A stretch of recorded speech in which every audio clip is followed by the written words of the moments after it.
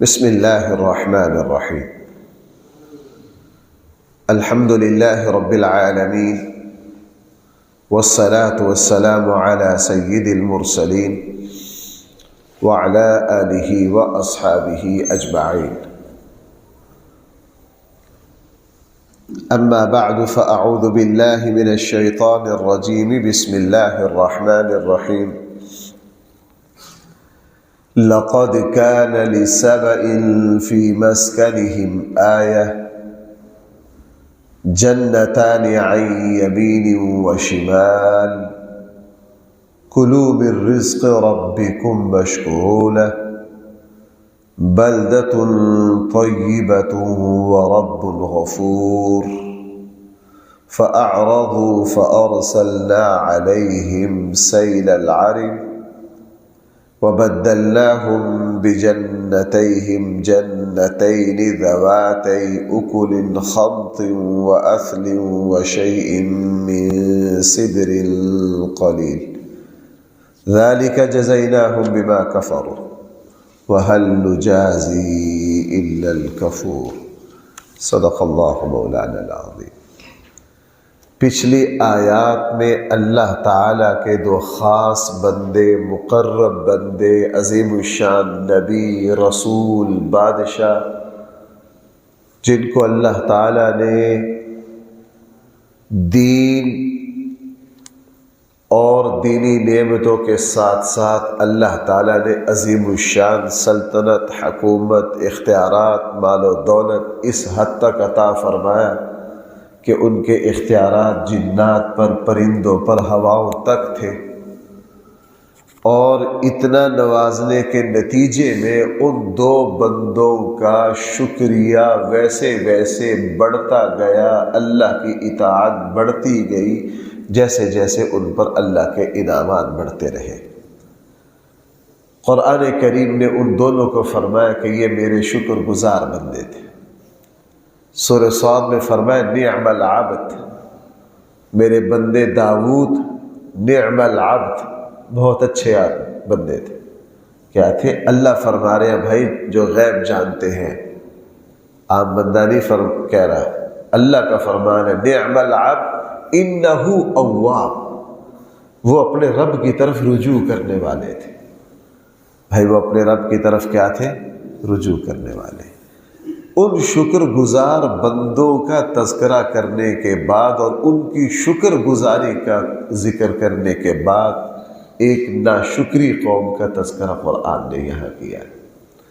اصل میں قرآن کریم کا یہ تربیت کا، اصلاح کا، رہنمائی کا، ہدایت کا ایک بڑا زبردست اسلوب ہے کہ قرآن کریم دونوں پہلو، مثبت منفی، تصویر کے دونوں رخ اکٹھے رکھتا ہے سامنے۔ اچھوں نے یہ اچھا کیا، ان پر اللہ کے یہ انعامات ہوئے، بروں نے یہ برا کیا، ان پر اللہ تعالیٰ کی طرف سے یہ سزا آئی، تاکہ دونوں پہلو سمجھنے کے لیے انسانیت کو موقع ملے۔ اب یہاں پہلے تفصیل کے ساتھ شکر گزار بندوں کا تذکرہ اور ان کی شکر گزاری کا تذکرہ، اب قوم سبا کا تذکرہ کہ ہم نے ان کو کتنا نوازا، جتنا ہم ان کو نوازتے گئے ان کی نافرمانی، ناشکری، بغاوت، نعمتوں کی ناقدری بڑھتی گئی، اللہ نے پھر ان کو کس طرح نشان عبرت بنایا۔ بہرحال قرآن کریم نے قوم سبا کا تذکرہ کیا۔ موجودہ یمن کا جو علاقہ ہے، یہاں قوم سبا آباد تھی۔ عرب صحراؤں میں بڑی نہریں تھیں نہیں، بڑے بڑے ریت کے صحرا ہیں۔ جب بارشیں ہوتی تو سارا پانی ضائع ہوتا، صحراؤں میں پھیل جاتا، پہاڑوں سے اترتا، صحراؤں میں پھیل جاتا، اور صحراؤں میں پھیل کر آہستہ آہستہ مہینے 2 مہینے میں خشک ہو جاتا، ختم ہو جاتا۔ ان کے پاس پانی کو سنبھالنے کا کوئی طریقہ، کوئی بڑی نہریں ان کے پاس تھے نہیں۔ قوم سبا جو ہے، اللہ نے ان کو ذہانت دی، جہاں یہ آباد تھے صحراؤں میں، وہاں قریب پہاڑی علاقہ تھا، جب بارشیں ہوتی تو سب سے پہلے اللہ نے اس قوم کے دماغ میں یہ بات ڈالی کہ ہمیں ایک ڈیم بنانا چاہیے۔ بلکہ یوں کہا جا سکتا ہے شاید روئے زمین پر ڈیم کا جو آئیڈیا تھا وہ اسی قوم نے پیش کیا۔ انہوں نے کیا کیا، بڑی منصوبہ بندی سے کام لیا۔ انہوں نے بہت مضبوط بند باندھا، اور اس مضبوط بند میں انہوں نے پانی کی نکاسی کے سسٹم بنائے۔ جس طرح یہ کہہ لیجئے کہ پہلی منزل، دوسری منزل، تیسری منزل، جس طرح ہمارے یہاں ڈیموں میں اس کے جو در ہوتے ہیں، پورا ایک نظام ہوتا ہے کہ اوپر کی سطح کا پانی آئے گا تو یوں کھولا جائے گا، درمیانی سطح والے کو یوں لیا جائے گا۔ آج تو جدید نظام ہے۔ سب سے پہلے زمین پر غالباً انہوں نے ہی یہ نمونہ پیش کیا، اور اس کے نتیجے میں چونکہ انہوں نے کوئی 150 پونے 200 فٹ اونچا بند باندھا اس زمانے میں، جس زمانے میں نہ مشین، نہ بلڈوزر، نہ سیمٹ، نہ پتھر کی کٹائی کے لیے جدید آلات، بڑی محنت سے مضبوط بند باندھا، اور اس میں بار بنا دیے 3 طرح کے۔ ایک کام تو انہوں نے یہ کیا۔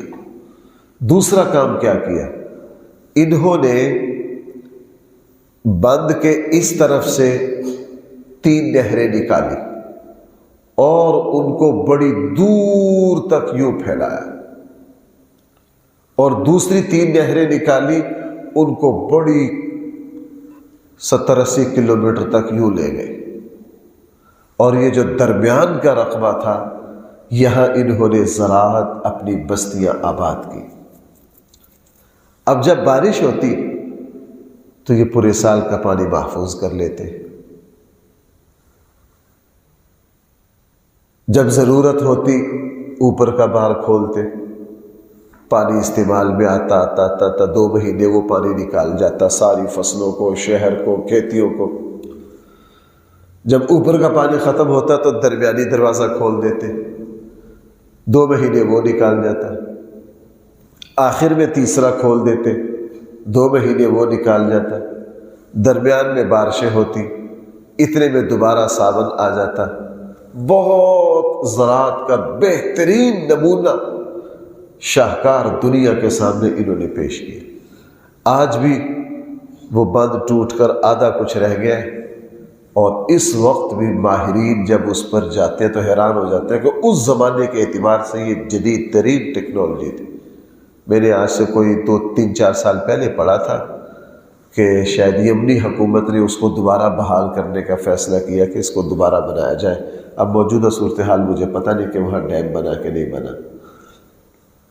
اللہ تعالیٰ کا ایک فضل ان پر یہ ہوا، اس کے نتیجے میں اللہ تعالیٰ نے ان کے باغات، ان کی زراعت، ان کی فصلیں، ان کی آب و ہوا، سبزہ جس کا عرب صحراؤں میں کوئی وجود نہیں ہے۔ ابھی مکہ جب حج کے لیے جانے کا اتفاق ہوا تو بعض جگہ انہوں نے کیا کیا، میں نے ایک یونیورسٹی دیکھی، انہوں نے اس یونیورسٹی میں چونکہ مکہ کی جو زمین ہے اس میں تو درخت نہیں اگتے، وہ تو بواد غیر ذی زرع قرآن نے کہا، انہوں نے چاروں طرف باہر سے مٹی منگوا کے بہت بہترین پودے گھاس یوں لگایا۔ اب وہ بنجر جگہ میں جا کے بندہ جب وہ کوئی 15-20-30 ایکڑ کو سرسبز و شاداب دیکھتا ہے تو بندہ حیران رہ جاتا ہے کہ یہ کیسے ہوئے، یہ کس طرح انہوں نے کیا، اس کی مٹی تبدیل کی۔ اب وہاں کوشش ہو رہی ہے کہ مکہ کی سڑکوں پر سبزہ اسی طرح اگایا جائے کہ ان کے نیچے مٹی کا پورا سسٹم تبدیل کیا جائے۔ اللہ تعالیٰ نے ایک انعام تو ان پر یہ کیا، دوسرا انعام ان پر یہ کیا کہ یہ جو قوم سبا تھی انہوں نے بستیاں بڑی تناسب سے آباد کی، اپنی کافی بستیاں تھیں، ان کے درمیانی مسافت بہت مناسب رکھی، جب سفر کرتے تو کوئی پریشانی نہ ہوتی، ہر 3-4 کلومیٹر کے بعد ان کی بستی آ جاتی، یوں ٹھہرتے ہوئے قیام کرتے ہوئے سفر کرتے پورے سلیقے سے۔ اب جب اللہ تعالیٰ کی طرف سے انعامات ہوتے ہیں تو بھائی پھر انسان اپنی اوقات بھولتا ہے، انسان بھائی کیا کرتا ہے؟ اپنی اوقات بھولتا ہے۔ یہ جو پیسہ ہے، جو نعمت ہے نا، اس کو اپنے ہاتھوں کی میل سمجھتا ہے، اس کو اللہ کے عطا نہیں سمجھتا، اور یہ انسان کی بہت بڑی بے وقوفی ہے۔ یہی انسان کو آسمان سے زمین پر لے آتے، یہ سمجھتا ہے یہ میرے ہاتھوں کی میل ہے، میری محنت کا نتیجہ ہے، حالانکہ وہ ہوتا سراپا اللہ کا فضل ہے۔ بھائی ہوتا کیا ہے؟ دیکھیں، آپ بھی میری تائید کریں گے، زندگی میں بہت سارے اہم کام آئے، اللہ تعالیٰ کی طرف سے جب منظوری ہو جاتی ہے نا تو اسباب خود بخود جڑتے چلے جاتے ہیں، بندے کو سمجھ نہیں آتی کہ یہ کام کیسے ہو گیا، تو خود یوں محسوس ہو رہا ہوتا ہے کہ اللہ کا غیبی نظام پیچھے کوئی خاص مدد کر رہا ہے، جس کے نتیجے میں یہ کام ہو رہا ہے۔ یہ اپنی اوقات بھول گئے، شرک کی طرف آ گئے، ظلم کی طرف آ گئے، ان نعمتوں کی ناشکری پر آ گئے، اللہ تعالیٰ پھر ناراض ہوئے، اللہ تعالیٰ کی طرف سے پھر ان پر عذاب آیا۔ عذاب یہ آیا کہ جس زمانے میں ان کا ڈیم 100% بھرا ہوا تھا تو اللہ تعالیٰ نے فرمایا، یہاں قرآن کہہ رہا، ہم نے ان کا ڈیم توڑ دیا، شدید ترین سیلاب آیا۔ وہ سیلاب ایسا خوفناک آیا کہ پانی ایسی تیزابی شکل اختیار کر گیا کہ اس نے ان کی ساری کھیتیاں، فصلیں، ہر چیز اجاڑ دی، اور ایسا ریت اٹھایا اس پانی نے کہ ان کی زرخیز زمین کو بنجر کر کے رکھ دی۔ اللہ حفاظت فرمائے، دریائے چناب کے کنارے جہاں جہاں سیلاب آیا، جلال پور جٹا کے قریب ادھر مجھے بھی دیکھنے کا اتفاق ہوا، تو ایکڑوں کے ایکڑ، سینکڑوں ایکڑ میں فٹ فٹ ریت اس طرح چڑھا ہے، جہاں بھائی فٹ 1.5 فٹ ریت چڑھ گیا، اب وہاں کاشتکاری تو نہیں ہو سکتی، وہاں کاشتکاری، ریت نے تباہی مچا دی۔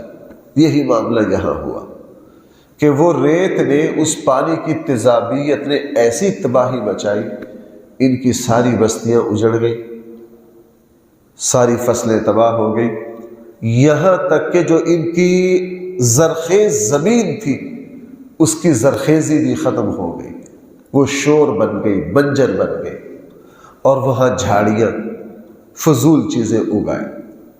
اور یہ جو اللہ نے ان کو نعمتیں دی تھی کہ ان کی بستیاں قریب سارے خاندان آباد تھے، بستیاں اجڑ گئی، پورے عرب میں بکھر گئی، اور عربوں کی یہاں محاورہ بن گیا کہ یار فلاں لوگوں کو تو اللہ نے اس طرح بکھیر دیا جس طرح اللہ نے قوم سبا کو بکھیرا۔ ان کے قبائل، کوئی اردن چلا گیا، کوئی شام چلا گیا، یہاں تک کہ مدینہ کے جو 2 قبیلے ہیں نا، اوس اور خزرج انصاری، وہ بھی یہیں سے اجڑ کر گئے تھے مدینہ۔ اوس اور خزرج جو ہیں اصل میں وہ یہی کے قبیلے تھے۔ ان عذابوں کے بعد ان کے آبا و اجداد صدیوں پہلے یہاں سے اجڑ کر 2 قبیلے کہاں چلے گئے؟ مدینہ جا کے آباد ہو گئے۔ کوئی کہیں ایسی قوم سبا منتشر ہوئی کہ قوم سبا کے نام کی کوئی قوم اب دنیا میں آباد نہیں ہے، اس وقت بھی نہیں رہے، اللہ نے ان سب کو مٹا دیا۔ اور بھائی یہ ناشکری کا نتیجہ ہے، یہ بھائی کیا ہے؟ ناشکری کا نتیجہ ہے۔ اللہ تعالی ہم سب کو ناشکری سے بچائے۔ شکر بھائی مستقبل کے تحفظ کی ضمانت، شکر ہے۔ میں کیا بات عرض کر رہا ہوں، اللہ مجھے بھی سمجھائے، اللہ آپ کو بھی سمجھائے۔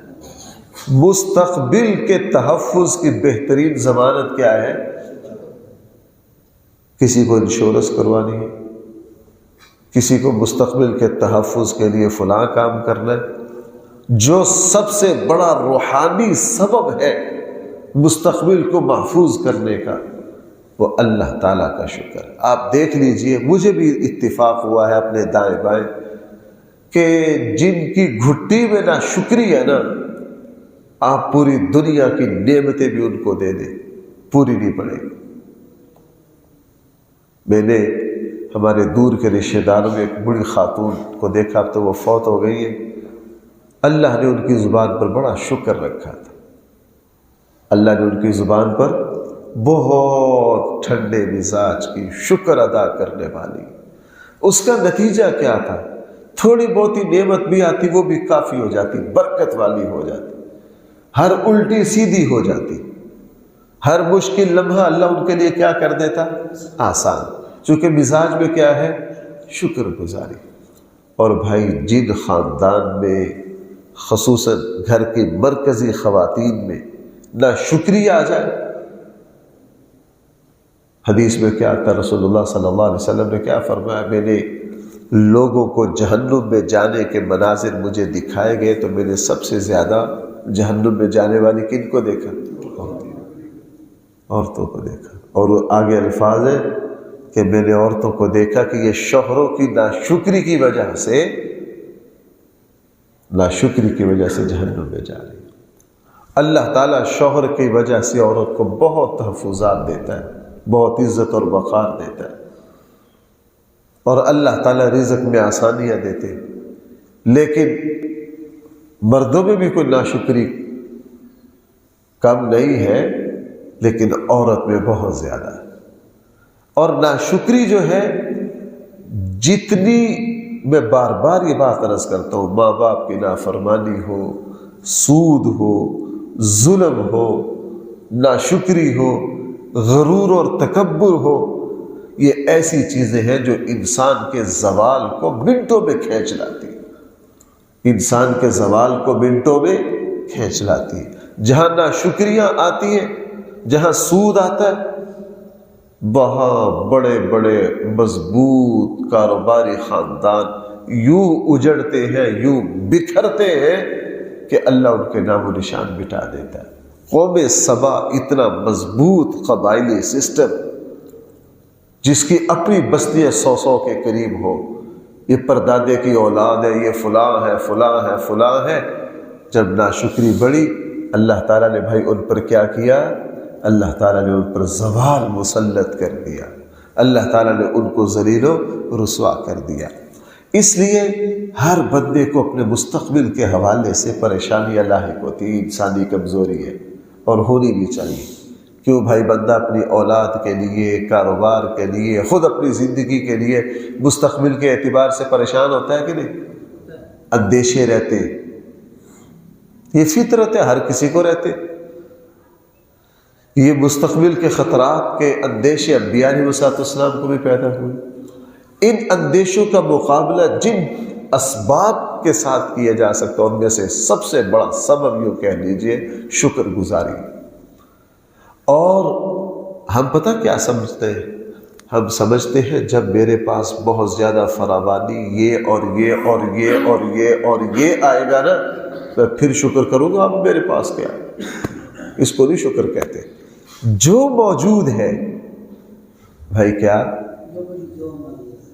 موجود پر شکر کرنا جو سیکھ لیتا ہے، اس پر اللہ کا فضل بڑھتا ہی جاتا ہے. ایک وہ جس کے پاس سائیکل ہے، وہ اپنے کاروبار آنا جانا مسجد سائیکل پر کرتا ہے، وہ اپنی سائیکل پر خوش ہے.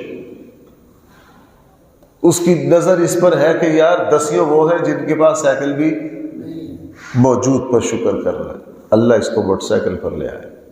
جس کے پاس موٹر سائیکل ہے وہ گاڑی والی کو دیکھ کے ناشکری نہیں کرتا، وہ کہتا ہے یار BCO ہے جن کے پاس موٹر سائیکل نہیں، میرے پاس اللہ نے بہتری. وہ اس موٹر سائیکل پر شکر گزار ہے، اللہ اس کو ترقی دے دے گا. جس کی آمدن 50 ہے، 1000 ہے، وہ اس پر بہت اللہ کا شکریہ ادا کرتا ہے. اللہ اگرچہ معاشرے کے اعتبار سے 50,000 میں مشکلات ہیں، لیکن یا اللہ لاکھوں وہ ہیں، ہزاروں وہ ہیں جن کی 50,000 بھی نہیں،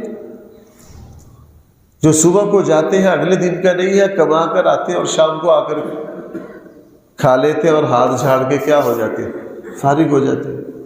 موجود پر شکریہ ادا کرنا، یہ میں بہت بڑی بات عرض کر رہا ہوں. قرآن کریم نے اور ہمارے آقا صلی اللہ علیہ وسلم نے ہم سب کو یہ حقیقت سمجھائی ہے.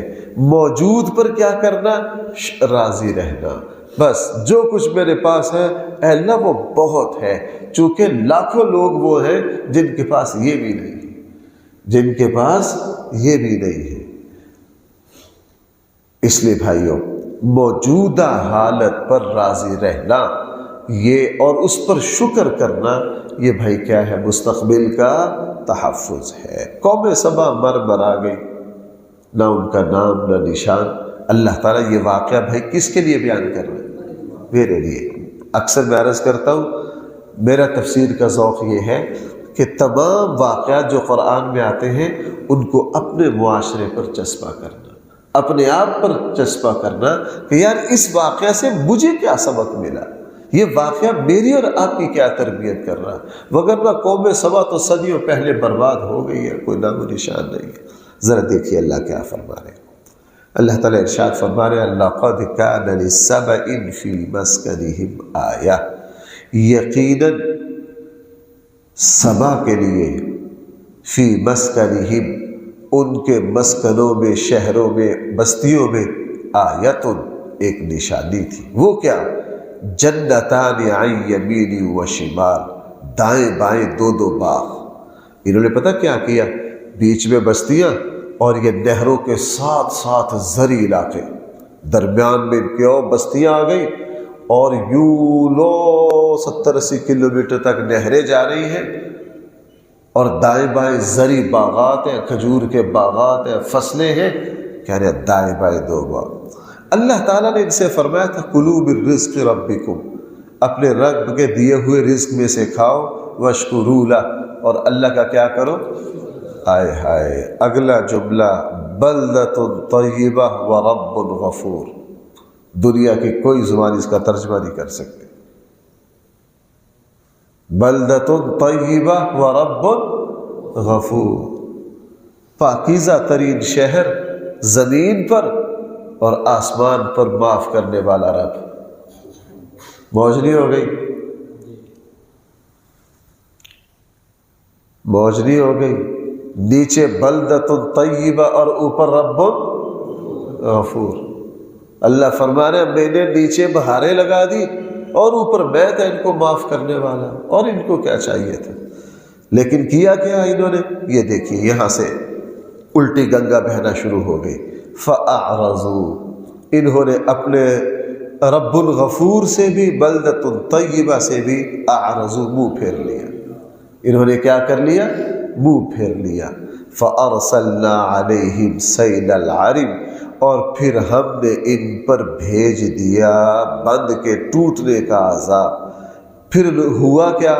وَبَدَّلْنَاهُمْ بِجَنَّتَيْهِمْ جَنَّتَيْنِ، ہم نے دونوں طرفوں کے باغوں کے بدلے میں دوسرے دو باغ دے دیے، ذواتَيْ أُكُلٍ خَمْطٍ وَأَصْلٍ وَشَيْءٍ مِّن سِدْرٍ قَلِيلٍ، بد ذائقہ جھاڑیوں والے اور ایک بیکار جنگلی درخت والے اور تھوڑی سی بیریاں، بس۔ آپ نے دیکھا ہے اور تھر کے علاقے میں جو جھاڑیاں ہوتی ہیں نا، وہ کسی کام کی نہیں ہوتی، اور خاردار جھاڑیاں، وہ جھاڑیاں ہوگی۔ ذَلِكَ جَزَيْنَاهُمْ بِمَا كَفَرُوا، یہ ہم نے ان کو سزا دی ناشکری کی وجہ سے۔ بھائی کس وجہ سے؟ یہ ہے ان کا بنیادی۔ اور آگے اللہ فرما رہا ہے وَهَلْ نُجَازِي إِلَّا الْكَفُورِ، یہ سزا، نعمتوں کے چھیننے کی سزا ہم نہیں دیتے مگر ناشکروں کو۔ جو ناشکری کرتے ہیں ان کو ہم اسی طرح سزا دیتے ہیں۔ وَجَعَلْنَا بَيْنَهُمْ وَبَيْنَ الْقُرَى الَّتِي، دوسرا ہم نے کیا کر دیا؟ ان کو پورے عرب میں بکھیر دیا۔ ہم نے ان کے درمیان وَبَيْنَ الْقُرَى الَّتِي، اور اس شام بیت المقدس والی بستی کے درمیان جس میں ہم نے برکت دی تھی، اور ان کو پھیلا کے رکھ دیا۔ وَقَدَّرْنَا فِيهَا السَّيْرَ، اور ہم نے ان کے سفر اور بڑھا دیے۔ آپس میں پھٹ گئے، دو قبیلے اٹھ کر 100-200 کلومیٹر چلے گئے، 2 اٹھ کر مدینہ چلے گئے، 3 اٹھ کر شام چلے گئے، 4 اٹھ کر طائف چلے گئے۔ ہم نے پوری قوم کو یوں بکھیر دیا کہ زندگی میں دوبارہ اکٹھے، بعض خاندانوں پر زوال آتا ہے، اچھے خاصے آباد ہوتے ہوتے ایک اٹھ کر امریکہ چلا گیا، دوسرا آسٹریلیا چلا گیا، تیسرا فلاں گیا، چوتھا فلاں گیا، سگے بہن بھائی ہیں، ایسا ایسا رابطے بھی ختم ہو گئے۔ پھر ایک وقت آتا ہے کہ بچے بھی ایک دوسرے کو پہچانتے۔ میرے ایک جاننے والے ایک دفعہ بڑے افسوس سے کہنے لگے مجھ صاحب میں اور میری بڑی بہن ہمارا 1.5 سال کا فاصلہ ہے، کٹھے پڑے، سارا پیار بھی تھا آپس میں کہیں اور چلا گیا، وہ کسی اور ملک چلی گئی، رابطے مان پڑھتے پڑھتے کہنے لگا جی اب ملتے 3-4 سال کے بعد ہمارے بچے یوں بیٹھے تھے جیسے ایک دوسرے کو جانتے ہیں، ایک دوسرے کو جانتے ہی نہیں، اجنبیت ہے۔ اب ہم تڑپتے رہتے ہیں کہ یار ہمارے بچے تو یوں بیٹھے ہیں جیسے جانتے ہی نہیں، ان میں آگے کوئی انس ہے ہی نہیں۔ اللہ تعالیٰ نعمتوں کو لے لیتے۔ سیرو فیہا لیالیا، ہم نے ان کو کہا تھا مزے مزے سے سفر کرو، اللہ نے تمہیں سب کچھ دے رکھا ہے، ہم نے بستیاں قریب تھی، پوری ترتیب تھی، ایک جگہ آباد تھے، ایک ہی شارع پر بستیاں تھی، انہوں نے قدر نہیں کی، کیا کہنے لگے؟ فقالو اے اللہ ربنا باعث بین اسفارنا، ہمارے سفر کو ذرا لمبا کریے، مزہ نہیں آتا، ہر 10 کلومیٹر کے بعد ہماری بستی آ جاتی ہے۔ بھائی میری بات سنیے، بنی اسرائیل کے لیے کیا اترتا تھا آسمان سے؟ من سلوا، کہ یا اللہ سانو تے چاہیے نے تھوم گڑا، یہ کہا۔ انہوں نے پہلے رکوع میں کہا یا اللہ ہمیں دانے چاہیے، علی طعام واحد، ہم نہیں ایک کھانے پر گزارا کر سکتے، ہمارے لیے پیاز اتاریے، تھوم اتاریے، ہمارے لیے دالیں اتاریے۔ اللہ نے کہا لے لو تھوم۔ اب ذلیل ہوتے پھرے، یہی معاملہ ان کا ہوا، یہی معاملہ ان کا ہوا۔ کہا ربنا باعث بین اسفارنا، اے اللہ ہمارا سفر ذرا دور کر۔ وظلموا انفسهم، اور انہوں نے اپنے آپ پر ظلم کیا۔ فجعلناہم احادیث، ہم نے بھی پھر ان کو افسانہ بنا دیا، بھولی ہوئی داستان بنا دیا۔ ومزقناہم کل ممزق، ہم نے ان کے ٹکڑے ٹکڑے کر کے پورے عرب میں بکھیر دیے، جس کی تفصیل میں بار بار بتا رہا ہوں۔ ان فی ذلک لآیہ، آئے ہائے لوگوں، اس قوم سبا کے واقعہ میں بڑی عبرت ہے۔ لکل صبار، ہر اس شخص کے لیے جو خوب صبر کرنا چاہتا ہے، شکور، اور جو اللہ تعالیٰ کا خوب شکر کرنا چاہتا ہے، اس کے لیے اس میں بڑی عبرت ہے۔ اللہ تعالیٰ مجھے اور آپ کو اس واقعہ کی حقیقت کو سمجھائے۔ الحمدللہ رب العالمین، والصلاة والسلام علی سید المرسلین وعلی آلہ واصحابہ اجمعین۔ ربنا آتنا في الدنيا حسنة وفي الآخرة حسنة وقنا عذاب النار۔ صلى الله تعالى على خير خلقه سيدنا ومولانا محمد وآله وأصحابه أجمعين برحمتك يا رب۔